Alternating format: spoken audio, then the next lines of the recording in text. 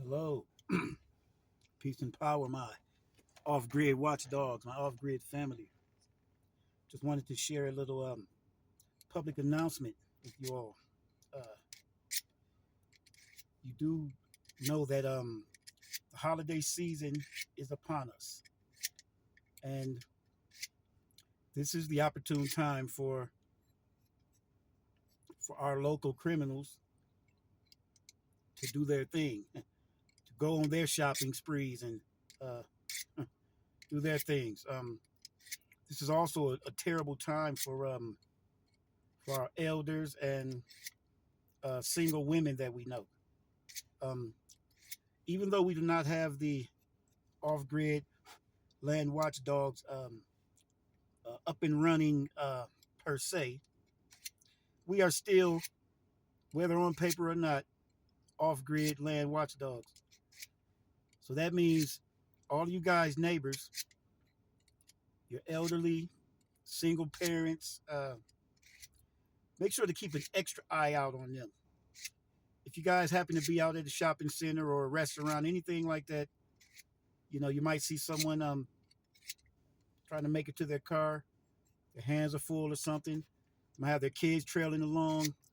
Uh, might be an elderly person in the store.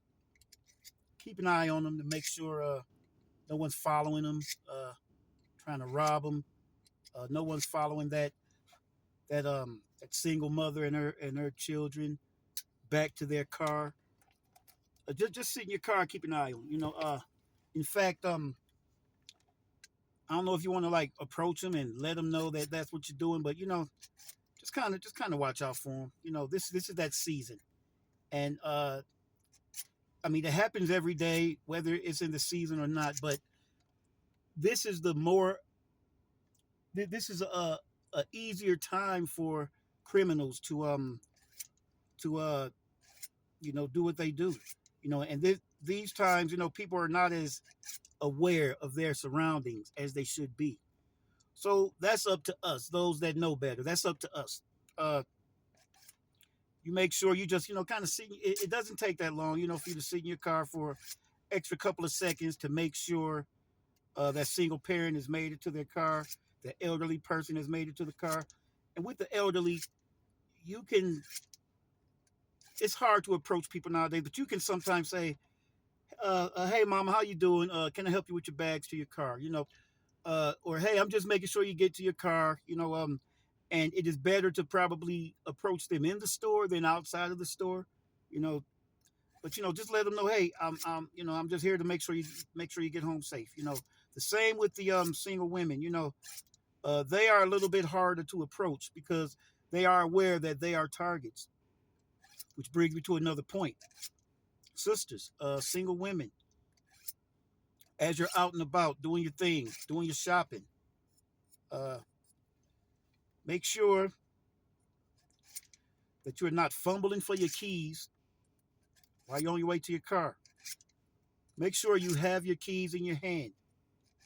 If you have a bag, pocketbook, whatever, purse, whatever, have that strapped over this shoulder and over your body that way instead of just across one arm. It's easier for them to snatch that. And if you do that, that frees up both of your hands. One can have your keys. One can have some sort of personal protective equipment. That could be a knife. That could be your firearm if you're licensed and if you're trained. That could be pepper spray. It could be a keychain.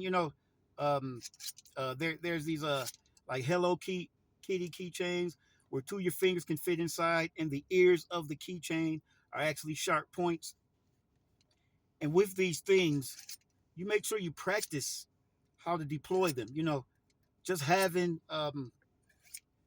these things in your possession does not guarantee your safety. Just having a uh, oh, that's pretty sharp. Just having the mace in your purse does not guarantee you'll be able to deploy it in time. So you would have one hand with your key out ready, and one hand either with that mace in your hand or in your pocket. and practice how to use it. Make sure you know how to which way it's aiming. You don't want to shoot that thing and it's going back in your eye. You don't want to be fumbling for it while somebody's running up on you, because those seconds could mean the matter of life or death, or kidnap or not, or whatever. I just want to share these things with you guys. I used to train women self-defense, and you would be surprised how many women, or how many people, even men, would have these personal protective items, and they would only have them, and that's it. They would never practice how to deploy them. They would never practice how to use them. Um, uh, what would happen in a situation if they've never been through these trainings? And it's very important that we discuss that, and it's very important that you practice these things. And look, that's just me, giving you the advice of a man looking out for his family. That's all. I'm not in any way trying to say that you guys are not prepared or that you're not ready, but I would be less of a man if I didn't mention these things. And you have to keep these things in the top of your head at all times. You have to know what your surroundings are. You know, try to park as close as you can. That's not always possible, but with that, always have that key out. Always have that mace out, or that whatever. Always have it where you can get to it. Um, they have purses that are designed to hold your firearm or your knife uh, uh, in a separate compartment from everything else. It's just a pocket. You can just easily reach to it and easily deploy. Um, I would love to meet with some of you guys and do some training. Um, uh, I'm aware that a lot of you have asked me about the CCW classes. We'll be kicking all those off, after the holiday. After everyone's done with the hustle and bustle and everything, we'll be kicking all that off after the holiday. You're welcome to come on my land, and we'll be going over quite a few things. Even some self defense. And I would love to get with everybody on that. So hey, I love y'all. This is the Stranded Landowner. That's my channel. That's my handle on YouTube. Look that up. And Stranded Landowner. And I am one of the off-grid land watchdogs. And I'm giving y'all all of this advice and talking to y'all all like this because I love you. That's it. That's it. That's no other reason why. I love you. Peace, y'all.